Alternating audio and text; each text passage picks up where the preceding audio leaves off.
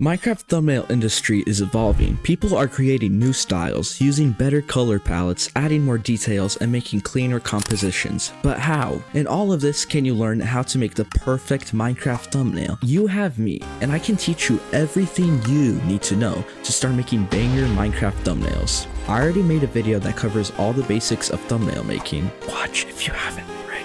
Today, I will dive deeper into how you can improve any of your Minecraft thumbnails with just a few simple steps.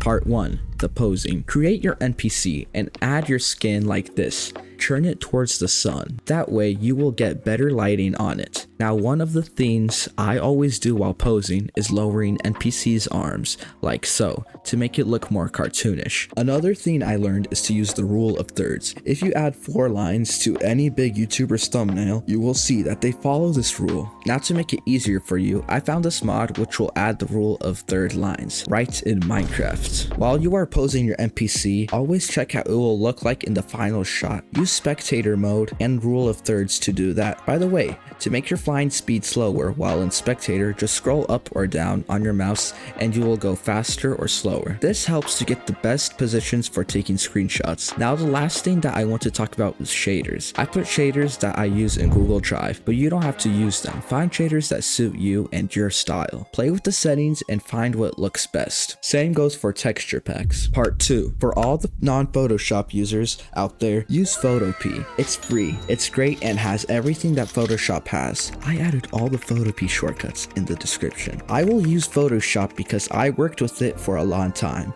and I'm used to it. Open your software, drag your renders in here, and let's begin. If you right click the area outside your working space, this little window will appear. Select light gray option. You can do the same in Photopea by clicking more, theme, light gray. This makes the workspace bright. Human brain naturally makes it look as everything is brighter when in the dark. By making our workspace bright, we bring our colors back to normal. This helps make your thumbnail look less bright so you can see where you should add some extra brightness. One of the biggest mistakes beginners make is not using camera raw filter. It is a great tool to make any image look better. To find it, click on filter, camera raw filter, and there you are. It's that easy. Now I'll show you what settings you must adjust in camera raw filter. Firstly, bring your exposure and contrast up to make your render pop out more. Now add some saturation, texture, and clarity. It will help by making your image look more sharp and better quality. In color mixer, select the all tab and change color values to make colors more appealing. Lastly, in detail, drag the sharpening, noise reduction, and color noise reduction sliders a little up. As I always say,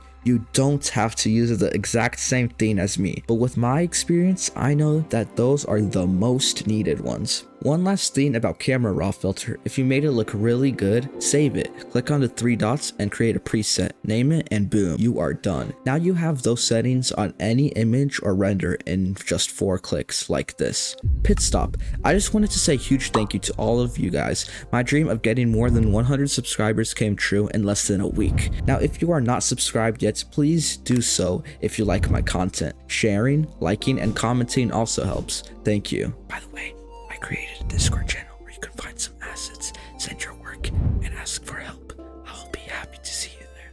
Next important thing is light. We usually think of it as the sun or some light source like a torch, but in reality, almost everything reflects light, which creates more light, which leads to shadows. We are going to talk about them later. What I'm trying to say right now is add light, and I will show you how.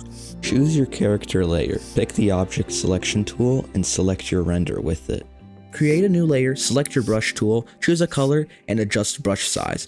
Use Alt plus moving your mouse left and right. And adjust hardness by holding Alt plus moving mouse up and down. Draw over the area where you need light and then change blending mode and opacity to make the light seem natural. Next thing on my list are shadows. Those can make anything look better, but if you do it wrong, it will ruin everything. Shadow tutorial alert. Take the polygon lasso tool. There are a few of them. To get the right one, right click on the tool and then choose the right one. Now find the bottom corner on your character's face and make a selection like this, connected to your other bottom corner. Now create a new layer. Select the brush tool, choose black color, and draw in the area just like me. Lower opacity a little, and there you have it, a good looking face shadow. By the way, you can add light sources the same way I just showed you. Use white or yellow colors instead. Let us talk about a different kind of shadow now. Have you ever wondered how I can create those realistic shadows under characters? Well, you have the answer right here. Double click your character render layer, this will pop up. Select the drop shadow option and the drop shadow effect with the same settings as mine. Smash that OK button. Now right click the layer effects thingy, choose the create layer option, select the newly appeared drop shadow layer,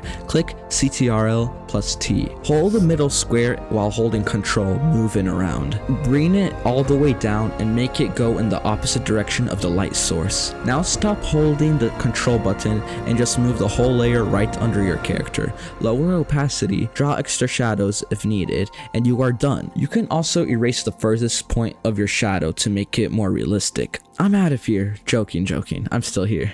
I'm not finished just yet. Overlays. These layers that are almost invisible can bring life into your thumbnail, but you always have to be careful while using them. If you make them too visible, it will ruin the look of your thumbnail. Now I will show you how to use them correctly. Pick an overlay that suits your situation. For example, red noise overlays look good on horror thumbnails, or the vignette overlay, which look good on almost any thumbnail. Add the overlay. I have some of the best ones that I use in my assets pack. Change blending option to overlay, and if it looks good, then leave it. But if it doesn't, lower the opacity of it until you can barely see it. Good job! If you followed all my steps and watched my previous video, you should have a nice looking banger killer thumbnail now. And while you are still here, let me just tell you one last thing. I found the gold mine of any Minecraft YouTuber, big or small. The creator Coaster. The Discord has everything you need and even more. All of the assets you might think of are here. PNGs, music, overlays, animations, green screens. Check link in the description. You might find something needed there. Thank you for watching. Peace out.